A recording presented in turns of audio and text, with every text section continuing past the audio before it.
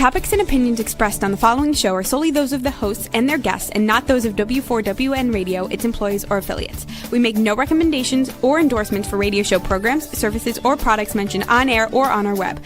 No liability, explicit or implied, shall be extended to W4WN Radio, its employees, or affiliates. Any questions or comments should be directed to those show hosts. Thank you for choosing W4WN Radio.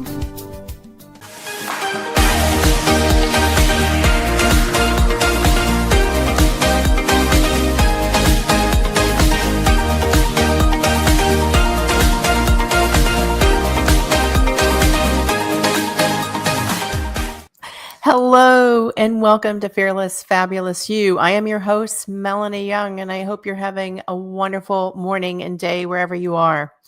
I love spotlighting interesting people and talking about some of my favorite things, which include eating, drinking, and exploring, like I do here at Fearless Fabulous You and also on the Connected Table Live, my other podcast. And I'm dressed in all these beautiful colors today because we're taking you somewhere that is so much fun in the United States. We're taking you to the tropical paradise of Miami.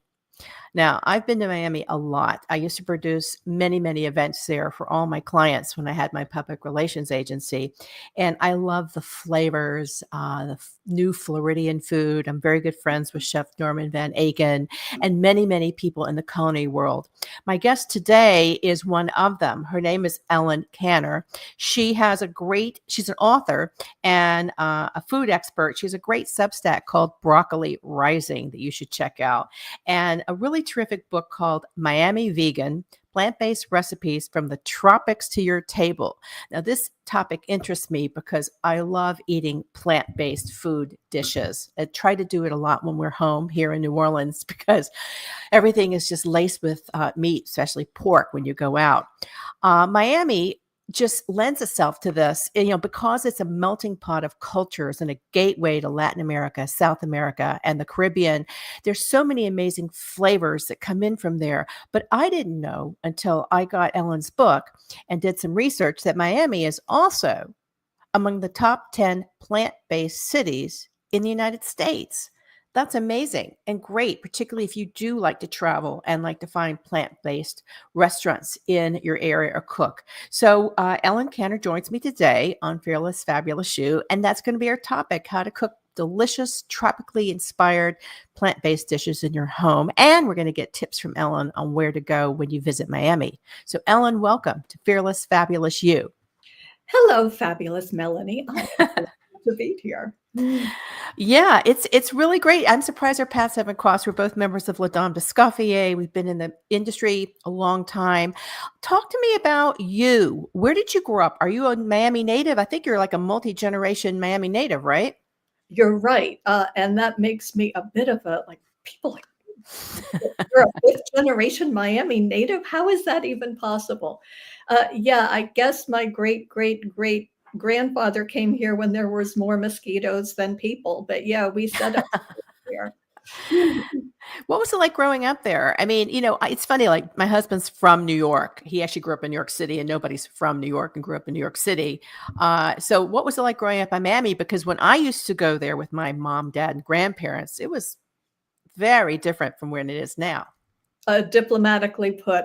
And when I was growing up, it was too. It was still, you could still see vestiges of it being like a small, easy, tropical town. It has gotten so built up and so glitzy and glam, but there's still like little hints of flavor of what we used to be. And I wanted to get all that into Miami Vegan. Well, you did. Now, I also understand you have been vegan for 25 years, right? Yes. And believe me, it was not cool to be vegan then. There were no celebrity vegans then. There weren't very many vegan products in the stores, or at least any that you would want to eat. Well, I'm curious why you decided to go vegan and what it was like for you, because that's a big choice and it's a lot of work. When you've been doing it a while, it's a breeze, and I want it to be a breeze for everyone. But you're right; it's a big mindset change, and it's a big change in your diet. I started out when I was 12 because I love animals and I didn't want to eat them anymore. And also, when you're a tween and you're looking for ways to push your parents' buttons, this is a good one. And you get so many benefits out of it. I learned so much more about our food system. I certainly learned how to cook and all the things that vegan offers. Health, sustainability, which matters a lot when you are in the hurricane strike zone, as we both are. Um, Animal rights. You get all that, and you can get a great dinner too. It's a win-win.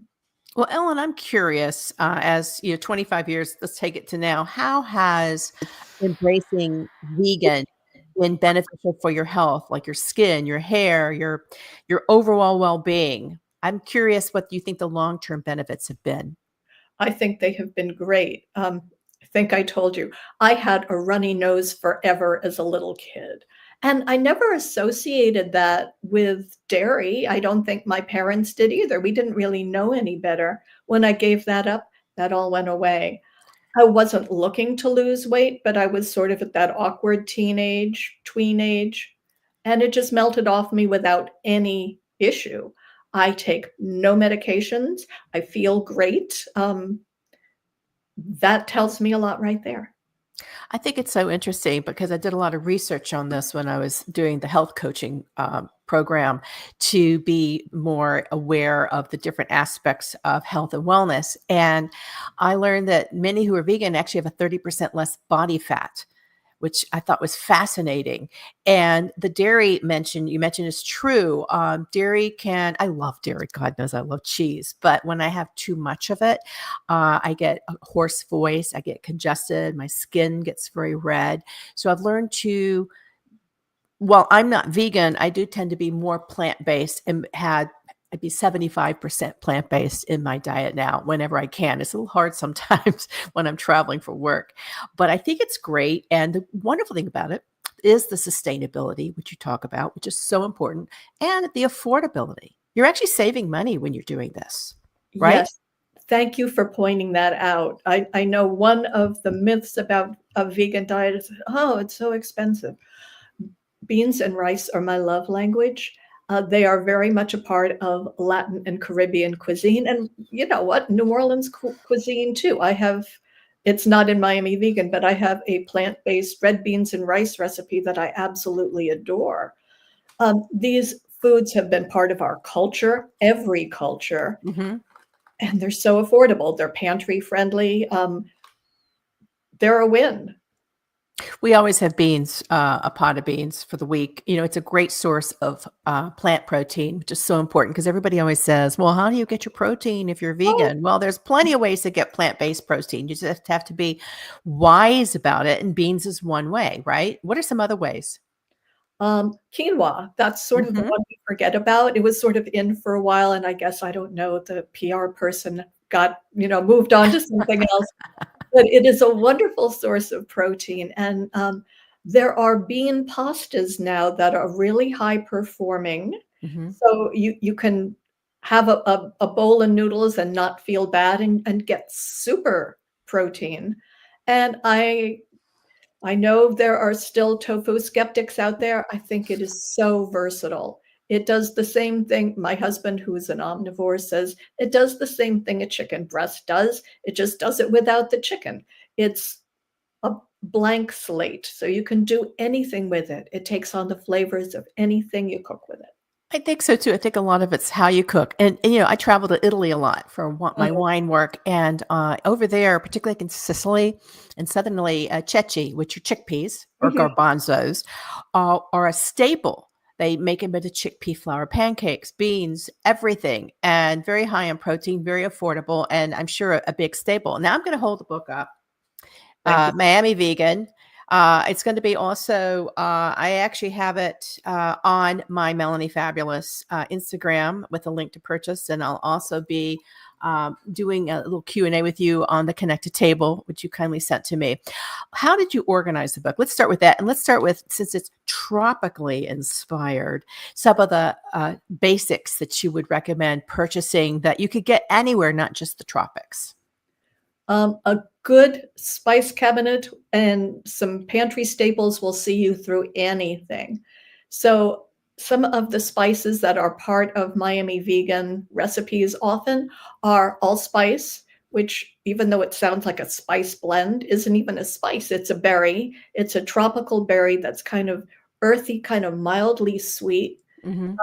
Cumin, which is used a lot in Middle Eastern cooking. It has a sort of low, funky, earthy note, and chilies and citrus, and maybe some olive oil. You got it made. I think that's great. And, spices were always used to preserve food in the Mhm. tropics and everywhere. So that was like how it all came. And they all kind of, Miami as well as New Orleans was a big port where a lot of the spices came in from the Caribbean and also from Africa. So there's a lot of markets, I would think, probably in Miami as well as New Orleans where you can get, good quantities of these spices. Absolutely. Right. So let's talk about something that I love in Miami, which are the fruit and vegetables. I mean, there's so many great tropical fruits there. Some of them make it to New Orleans. They very rarely made it to some other places I used to live. Of course, New York, everything's available. Let's talk about, first of all, I asked you how you organize the book. So let's start with that because I think it's good to kind of let viewers and listeners know what to expect when they open the pages. And I'm sorry it's a little blurred. I just realized that my background's blurred. You can see it behind me. Oh, there it is. There it is. Great. Okay, good. Copy handy. Well, thank you for getting me back on track. One of the things I want people to know about Miami, first of all, I want you to love it. Mhm. And I want you to love these big, bold flavors. But you've been to Miami, we don't really follow a lot of rules. Good. So if you're hungry in the middle of the afternoon, if you're hungry after one of your fabulous late night parties, there's going to be a restaurant open that's going to feed you and make sure you have a great time. So I say there are no set meal times in Miami, which is why I start the book with a section called Bocaditos, little bites. So they can be, I have a mango bread that you can have in the morning with your cafecito. I have a vegan version of a Miami classic, which is smoked fish dip, which of course we make without the fish, but we keep Love. the Yeah. smokiness. Um, so you can get something wonderful to eat any time of the day or night. So what do you use instead of the smoked fish, Ellen? If you've ever had sushi, you get the outside is nori. It's seaweed. Mm-hmm. And Mm-hmm. it does have that briny taste. If you toast it and grind it into a powder, and you can also buy it commercially as a powder, it gives you that brininess. It gives it that seafood hit. In fact, it is so close to the real deal for me that I can't eat it, but my husband loves it, and all our guy friends do too. Well, the one that I'm looking at is called smoked sea dip, and Mhm. it's got artichoke hearts, which I think are just fabulous, and tempeh and nori dust. You got a lot of dust in the book, which is kind of magic dust, nori dust, which is kind of fun. Liquid smoke is another great ingredient to have, and vegan mayonnaise. I think, I'm a big artichoke eater, so that just sounds fantastic. I noticed I'm a biscuit maker, and you have a vegan cat head biscuit in here. So, to try that because I make a lot of biscuits. Mine are with buttermilk. So how do you, in a cat head biscuit, how do you get the same texture without the milk and the dairy? I can't remember now because I've done it different ways, different times if I use vegan Mm-hmm. yogurt, which does have that clabber taste, or Mm-hmm. I Mm-hmm. suggest making it with oat milk that you clabber with a little lemon juice or vinegar. It's vegan buttermilk, and yeah, you do want Yeah. that richness and that tang. Well, that's interesting because you can make buttermilk by adding lemon or vinegar to another type of milk product, right? So that's Absolutely. kind of, I think you got to practice with that you definitely can do it. One of the things I'm going to do, we haven't been shopping. We got to go shopping, but I have your tropical granola on my list because I can't stand store-bought granola. It's usually too much sugar. I don't like a lot of sugar, but yours looks really easy to make and very flavorful, and it has a little bit of agave, so I can adjust it. But it's got all the things I like: the rolled oats, the unsweetened coconut, the cashews, pumpkin seeds, cinnamon oil, and coconut oil, and of course dried fruits like mangoes and papayas, which I think are really great to add into anything like salads and breads. So you start with bocaditos, and bocadito means little bites for your mouth. Right. So take me through, because a lot of the references in here really do refer to the cross-cultural aspect of Miami, which you say actually has its own dialect, which I thought was interesting. Yeah, because we're the crossroads of Latin America and the Caribbean, that all winds up on the plate and it winds up on the street. And we wind up kind of taking little bits from all these languages and dialects and putting them together in a Miami way of speaking. I'm not even that aware of it. There's a linguist who pointed it out to me. It's like, oh, that's just how people talk. Well, when I've been to Miami, I know like everybody I know speaks Spanish. And it's kind of like, if you want to move to Miami, learn Spanish, because it is important to embrace having a duolingo life down there, because it's such an important part of the culture and heritage now. But I got to see a dialect, because all the Caribbean countries have different dialects. I mean, even here in New Orleans, which is similar, you've got, the Haitian community has their dialect. You've got people who've come from Central America, Vietnam. Everybody has their own way of, and then of course you have the Cajun dialect, which is its own thing. Now you go really straight. And by the way, I love the pictures in here. Thank you for having nice photographs. I actually don't like cookbooks that don't have photographs. I don't know why, although I do love the silver palette. It's a classic and has no photographs. But I know, but that's an example of, it wasn't that long ago, but it was quite possible until not too long ago to sell a cookbook without photographs. Now you absolutely have to have them. Yeah, like The Joy of Cooking, Mastering the Art of French Cooking, all the classics don't have photographs. But now, in this new visual world, photographs really help. And and they sell the dish, and also they're Instagrammable, which is so important. Right. You go right into succulents, which I love that term, because succulents means so many things. You'd say juicy, fresh, ripe taste of the tropics. And succulent is not just fruit. How do you define succulent? And let's talk about some examples in this very specific chapter, which has got lots of things that I like.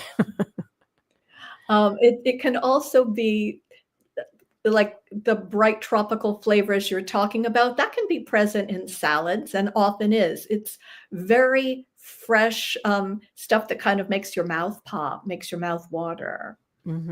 So let's talk about some examples. There are a few in here. The 7-seed quinoa, because we were talking about the practicality of quinoa, which I happen to love. My husband doesn't. But quinoa, 7 seeds, and it is with spinach and sesame dressing. Okay, that's succulent to me, because I happen to love spinach and I love sesame. And that's a really great example. I'm going to go to page 52. Let's talk about that dish, and maybe also one that kind of struck me, because I've been back and forth to Italy a lot, is the sheet pan panzanella. Oh, you know what? I love that recipe. Thank you for pointing it out. I know it gets buried under some other more obviously Miami choices, but yeah, panzanella is a great Italian origin dish that basically makes use of stale bread. Right. But it doesn't have to be like an artisanal loaf of French bread. I had some cornbread that needed to be used up. And I thought, you know what, can we do this another way? And, there's great summer vegetables in there. There's zucchini and onions and peppers and stuff. And I thought, instead of just like doing something Italian or even ratatouille, which I made the other day, what if I just sort of claimed the southern part of it and toasted the cornbread for croutons, roasted the vegetables. So easy. And it was so good. And it's very, very pretty, because you've got all the bright colors from the vegetables. It's pretty. And also it's a great way to repurpose food that may not be ideal, because you can maybe take some of those fresh vegetables that maybe you're several days old. And, I'm big on repurposing and trying not to use everything before it goes bad. And I learned that just trying to be fabulous and frugal, which we're doing right now. Last night we made don't laugh, speaking of cornbread, we really have nothing left in the house because I'm trying to limit our shopping right now. And we really had eaten everything. And I ended up making tomato pie. We had a Creole tomato. We had Vidalia onion. We had basil. We had olives and some grated Parmesan. And I took Jiffy corn mix. It was the only thing we had. I didn't feel like making crust. And I just spread it all up. It was like this. It was like my version of a pizza and it was so good. I think the only thing I would have added was the Duke's mayonnaise. But but you make vegan mayonnaise, by the way. How do you make vegan mayonnaise, or do you just buy it? I usually just buy it, but you can make it. And the secret is aquafaba. That is the liquid in a can of chickpeas. Mm-hmm. And that stuff is magical. Talk about not wasting. That was stuff we were told to throw out for years. And it is a brilliant egg substitute. It binds, it lifts, it whips. That and lemon juice, you can make some fantastic vegan mayonnaise. I use aquafaba for mousses, especially in the dessert section. I can't believe we were losing the opportunity to use this stuff. I freeze it now, so if I can't use it right away, I freeze it in ice cube trays. And then I pop out what I need. It's fantastic. Well, I think that's interesting. I did a story on aquafaba many years ago, and I tried. You have to work it a lot and like whip it up quite a bit to get to where you want it. But so just to recap, aquafaba, everybody, is the juice in your can of chickpeas. Don't throw it out. You can actually, as Ellen said, freeze it. You can whip it up and use it as an egg substitute. I also like my I call it pot liquor. It's the gravy left when you're steaming vegetables, or the bottom of we had cut up watermelon, the bottom, the drippings, as they say. I use all of that. And sometimes I just drink it as juice, and sometimes I just save it and use it, freeze it, and put it in cooking water. Everything's repurposable just about, right? It is. And kudos to you for doing that, because we waste up to half our food in this country, and we cannot afford to do that. Not at home, not for our country, not for any of it. We need to use what we have. Yeah, I grew up in a house with extreme food waste, so it impacted me deeply in my life. So let's talk about I touched on the 7-seed quinoa with spinach and sesame, because I think quinoa is really one of the great make one big pot and reuse it and create different things with it all week, much like beans or really great brown rice or forbidden rice. And you can just mix it up different ways. And we do that here a lot, because when we cook at home, because we do travel so much, when we get back, particularly from Italy, we go lean, green, protein, simple, to get our bodies back. Because you go into carb shock when you go to Italy, and everybody wants to wine and dine you. What I like about this 7-seed quinoa, there are a lot of seeds in it. So if you're not into seeds, this won't be your dish. But there's Cuban seeds, fennel seeds, hemp seeds, sesame seeds, sunflower seeds, pumpkin seeds. And then, of course, the quinoa and pomegranate, and then my favorite, spinach. I love spinach. I'm like the Popeye girl. So green, so versatile. Yeah. Wilt it down. You can have it nice and fluffy and fresh. It's so friendly. Could you do this with kale also, or collards, which are some other widely available greens in our neck of the woods? Absolutely, you could. What I would suggest with the collards, since I like a good fibrous collard, actually, but I know other people do not. I have a recipe in there for collard confetti, which is shredded collards made a little more pliable because they're shredded, but with lemon juice and just like a lick of olive oil, and it makes them like confetti. They're very soft and fluffy. So yeah, you could totally fold that in with the quinoa, and it would be bright, it would be green, it would be fabulous. So I'm curious. So I like collard wraps, which are a great vegan technique too. And also if you don't want to do carbs, but how do you properly soften and tenderize collards and kale to get them less fibrous if you don't like the fiber. I know my husband David hates fiber. He just hates chewy salads. Well, just like we relax and soften when someone massages us, so do these greens. Mm-hmm. If you massage them in your hand with a little lemon juice or salt, it breaks down the cell walls and just sort of makes them, you can see like the bright green comes up. You can see that they yield more in your fingers. It just takes a couple minutes. I think the greens like it. I like doing it too. Well, I'm lazy, but I got to try that. We gotta mix up our green situation here because we're in the arugula romaine rut, and we get. I like collards when they're seasoned. They sure are plentiful, and I don't like to have them with pork, but I like to cook them with a little vinegar and sugar, and that's really nice too. Kind of gets the bitterness tempered. So what are some good meat substitutes? Particularly something like jackfruit or tempeh. What are your key ones, and what are the best ways to work with them, and maybe give some examples? I do like tempeh. It is another fermented soy product. It's got more of the density. So if you have textural issues with tofu, it's got some oomph to it.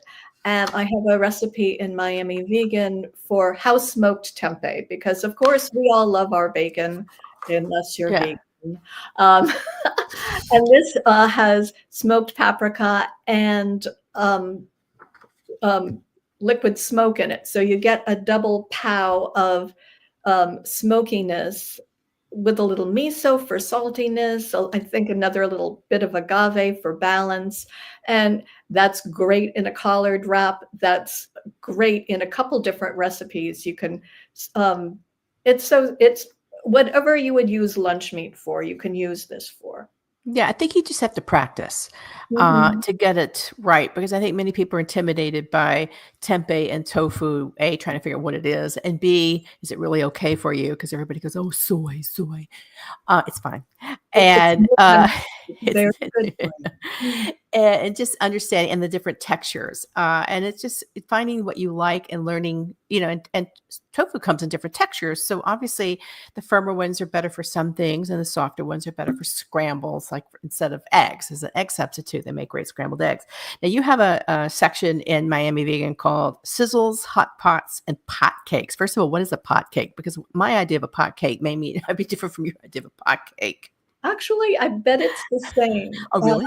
If you make a pot of rice and beans, and there's always, say you wind up chatting with your friend Melanie for a few minutes, and the bottom, you get some stuff that's stuck.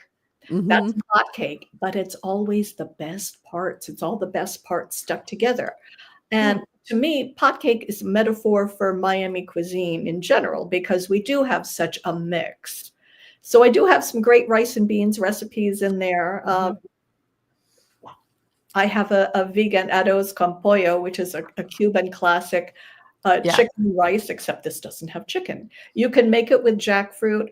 I love it with fresh jackfruit. Green jackfruit is very meaty and it's very vegetal. When jackfruit is ripe, it gets to be sweet. You can do other things with it. But I could not find enough commercial green jackfruit on the market to make it accessible for everyone. And I do want this to be accessible for everyone.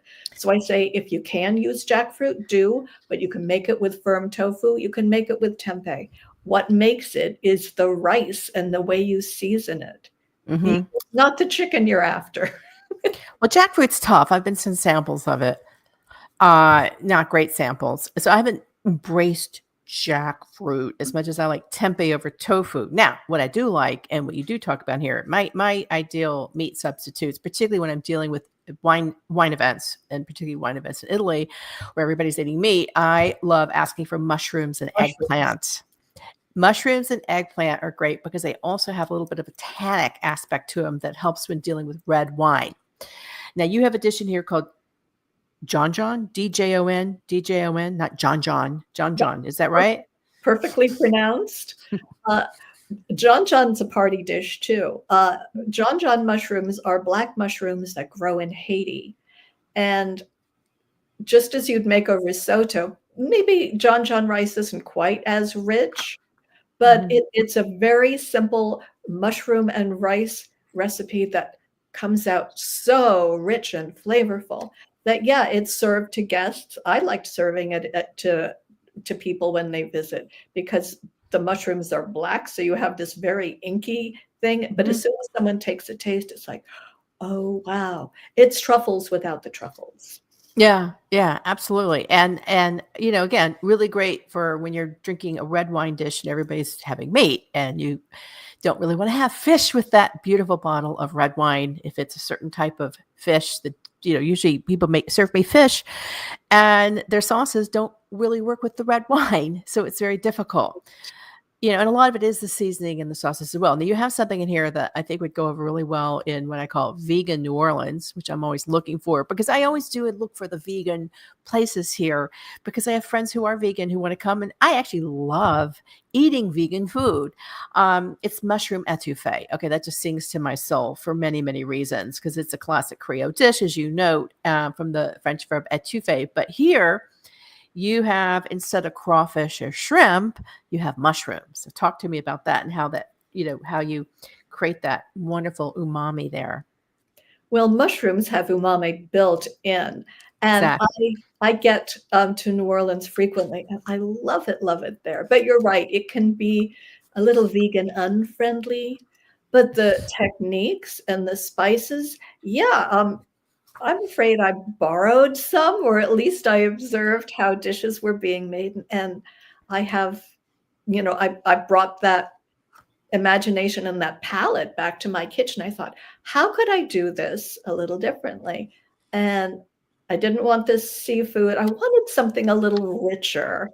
So yeah, mushrooms make a great stand-in, and you know what? It cooks up quicker than a crawfish etouffee.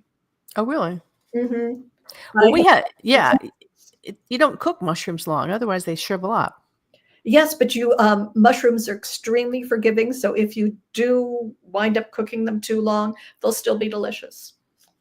Well, we have the Crescent City Farmers Market here on Sundays, and there's Yes. a very, very good mushroom grower with all sorts of exotic mushrooms, and he even has a grow your own mushroom kit. We gave one to our brother and sister-in-law for Christmas, and they're harvesting mushrooms. I'm curious. In Miami, are there really great farmers markets, and where are they located? They're located everywhere. You Hmm. know, New Orleans is a little like this. Miami is a bigger city than you realize. It's very spread out. So there's a farmer's market on Miami Beach, maybe two. There's one in North Miami. There's one in Coral Gables. There's one in South Miami. And there's certainly plenty down by the Redlands, which is where a lot of our food comes from. So wherever you are in the city, you can get access to fresh, just picked food. I miss, growing up right by the Union Square Green Market in New York City. I'm spoiled living in the Hudson Valley where there were just farm stands everywhere in trucks. I'm spoiled. I'd like to see more of that in New Orleans. There's less of it than I had expected. I mean, I have my little Crescent City Farmers Market, but I want that big. Growing up, I grew up in Tennessee, and we had something called the curb market, and you just drive up to the curb, and there was just long lines of farmers, and they still have that in Chattanooga. It's just you don't drive to the curb; you go into a pavilion. They don't quite have that here, which I wish they did, and I think a lot of it, Ellen, I learned, big shock, is the growing seasons are different in the South. In the North, we're heading into prime tomato season. Thank God we still have Creole tomatoes here, but no corn on the cob. I'd say if I missed anything from the North right now, it's corn on the cob. Even from Tennessee, corn on the cob, and my Georgia peaches. What are the growing seasons like down there? Are there certain dishes that are more seasonal in a city that's hot all the time? We were talking about collards, so thank you for reminding me. I need to pull mine up and eat them because, yeah, we're getting to the point where things are burning up out here. However, this is our tropical fruit season, and we are just swimming in mangoes. I can't think of anything more succulent and decadent and delicious than a ripe mango. We get beautiful fresh avocados now. But our growing season, the tomatoes and eggplants and green beans and all our wonderful tender lettuces and greens, that doesn't happen until the fall. You got to wait until Right. it cools down a little bit. It's really kind of it was really a shock to me because I grew up always in the Mid-South Northeast. And so coming here and learning I'm in a subtropical, lately seems like tropical area is a shock to me. Let's talk about mangoes because I used not to like mangoes. Matt Jaffe did a whole essay on mangoes. Sure. And I learned to like them, but I only like them when they're seasoned a certain way. I like them with chili spices and lime. Lime for me is good on everything. Any fruit, particularly tropical, I lime it to death. Give us some examples of how you like to cook mango in both savory and sweet dishes, because we haven't talked about any sweet dishes. So let's talk about savory and sweet. Well, you had mentioned I've got a thing for dust. I do. And there's another recipe in Miami Vegan called Magic Dust, which is very much what you talk about. It's lime juice, it's chili, it's a little salt, it's a little cumin. And you think, okay, how do these guys go together? Beautifully. They're good on salads if you want to add a sprinkle to some rice. But man, if you dip fresh fruit in them, it just sort of adds a whole other dimension. It's fantastic with mangoes or papaya. Yeah, I did it actually with cantaloupe too. We have a lot of fresh cantaloupe right now, and I was putting some chili on there. And just for your listeners, we're talking about magic dust that's food and pot cakes that are food, not the other kind, which is the other kind that we have. There's some listeners. What, do you get a lot of pineapple down there? Because pineapple, people think it's like when people think about tropical fruit and they think about Florida, they think about grapefruit, which I think is further north, right? Is grapefruit further north, or is it all over Florida? More like Central Florida. Yeah. Although we do grow it, but not in the abundance that you get more upstate. You can grow pineapple here. Like if you cut off the top of one that you get and plant it, it will take, but you're going to have to wait a couple years before it bears fruit. Oh, I know. My mother-in-law, who's super frugal, she's like the most New England frugal person ever. She would cut up the top of everything and plant it. She eventually grew an avocado tree. And probably took her like 30 years, but she grew it. I was going to say, good for her, because most of us don't have like the patience. You know, I remember when I was little and avocados were discovered in Tennessee. And they were being touted from everything from, healthy meals to face cream. We planted a lot of avocado seeds. I was excited and hoping I would water it. Nothing ever happened. But Florida avocados are very different from Mexican avocados. They're bigger. How do they taste different? Botanically speaking, avocados are fruit. I know we don't think of them that way. And Hass avocados get all the love and all the guacamole, so good for them. But green Florida avocados are bigger, so you get more avocado for your buck. They keep their shape and their color longer too. So they're great if you want to scoop out the seeds and fill them with something. They're good diced on ceviche. I have 3 different ceviche recipes in there, and they won't turn like that kind of sad brown that Hass does. So they're great with a lot of things. They have less fat. So people who are watching their fat content, even, when it's healthy fat like avocado is, you get more for less. Well, that's interesting because I was always trained to go get the Hass avocados, which are really expensive. And I think they're shrinking. I swear to God, these avocados are getting smaller and smaller in the supermarket. So I totally agree with you. I mean, like I hold them up like, what happened to you, honey? It's so bizarre. I mean, I think all the food is shrinking in the supermarket and the prices are growing and the fruits are shrinking. You know what's growing? Bigger and less flavorful? Strawberries. I have yet to find a strawberry that I can stomach. What the hell is going on? Even my Ponchatoula strawberries here in New Orleans and Louisiana, they weren't as good as they used to be. Like this, when I'm tasting wine, we were tasting wine in Sicily, and people were going, "Oh, it tastes like wild strawberries, tastes like wild strawberries," and I couldn't get it. I said, "You know why? I haven't had a strawberry that tastes like this in years." So it's a problem, we got strawberries. We get strawberries in winter, and when people talk about January strawberries, most of them are lying, but we do get them right here, and they were spectacular this season. Oh, it's interesting because I was not happy with the strawberry situation. Let's talk about, let's see. I want to, just before we go into sweets, what is taku taku? I'm looking at this picture and it looks like a bean burger taku taku. It's very, very similar. It's a rice and beans burger, and I cannot remember which Latin country it originates from. Peru. Peru. My dear, you think I'd write my own cookbook, I'd remember everything. But it's a great use for rice and beans. Leftover rice and beans is what you're even saying there. And I think that's funny and great because when David moved in with me and I never cooked, he used to make rice. He loves to make rice. I didn't grow up with rice. Rice was not part of my culture in Tennessee. Neither was pasta. Beans, yes. And the rice would just sit in the refrigerator. And I'd be like, this rice is still here. So for me, the idea of repurposing rice into a burger, a bean and rice burger, sounds great. And of course, the photos. Who did your photos? Because this looks really succulent. That one, I think, was mine. That my editor somehow blew up and look. Most of these photos I did with my iPhone. I'm not a really good food photographer, but I did have help on the back end with my editor, and who gets credit. And the cover of the book. I have to talk about the cover of the book because it's very pretty. You can kind of see it in my blur. There we go. I like it because it is very pretty and it's very real. Everything in it came out of my photographer's garden or mine. So I want you to know you can create these recipes the way they look in the picture. How big is your garden?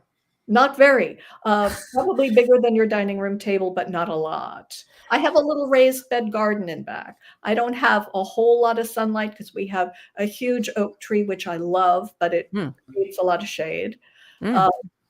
So I really, if anyone can grow a little of their own food, if it's a couple collards, if it's some mint you keep in a pot on the windowsill. Right. It's so important. It saves you money. It creates a little more awareness of where your food comes from. Yeah. I wish we don't have much of a yard here, but we have herbs. And so we're doing a lot with herbs. I wish we had more, but we have a pool and that's even better. Swimming pool. So I'm happy about that. Let's just talk briefly about desserts. And then I want to ask you about where to eat and enjoy in Miami. Okay. I'm not a dessert person. So I'm going to ask you 3 big questions of the dessert spectrum. For someone like me who doesn't eat a lot of sweets, what are some desserts that are maybe less unctuously sweet? Because in New Orleans, it's all about unctuously sweet desserts. So what are some maybe from that end of the spectrum to, wow, you really want to blow it out with sugar love? You know what? You and I have that in common, Melanie. I'm not a big dessert person, but I knew to sell this book, I better up my game. There is a triple gingerbread in there that is not Hansel and Gretel gingerbread. It's very gingery and it's not that sweet. So that might be a good thing for you. Oh, I love gingerbread. Love gingerbread. Yeah. You know what else you have in here? I'm not a big chocolatey girl, but you know what I do like? The idea of chocolate, orange, almond, olive oil cake, because I love oranges, almond, and olive oil. And so the cocoa, you use Dutch process cocoa, which is like the type of cocoa I would want in chocolate. That looks delicious. That one is very good. And you know what? It's very easy to make. So if you're having someone over you need to impress, this is the dessert for you. Usually I tell people to bring dessert. I do make cobbler, and you do have a cobbler recipe in here. I haven't made one this year because I made one from some New Orleans celebrity on TV, and it was just awful cobbler because it was just too sweet. I like it. Butter and sugar, right. Your summer fruit cobbler, which is vegan, has vegan butter, unbleached all-purpose flour, baking powder, a cup of evaporated cane sugar. I'd probably have less sugar, oat milk, and then fresh fruit. Now, it's interesting. Yours Mangoes. You mentioned mangoes and blueberries. I like peach cobbler. David brought me some cherries that are sitting in the refrigerator right now.